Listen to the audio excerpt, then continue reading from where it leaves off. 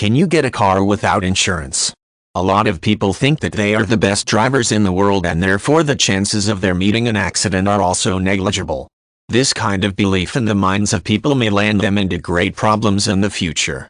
While driving on the road, there are several cars moving together. Therefore, yours is not the only car moving on the road. A mistake done by some other driver may land your car into trouble. In such case, even being a good and experienced driver, you cannot ensure your car's safety. This incident, if happens, would unnecessarily shed out a huge amount of money from your pocket in order to repair your existing car or buy a new one. 1. An individual after meeting an accident should try hard to remain calm. 2. After controlling the emotions, that individual should park his car in the corner of the road so that further damage does not occur or the flow of traffic is not obstructed. 3. After parking the car, make sure that none of the persons traveling are hurt or seriously injured. If so, try giving them the first aid till the ambulance arrives at the place of accident. 4. Meanwhile, call the police at the site of accident to complete the legal formalities.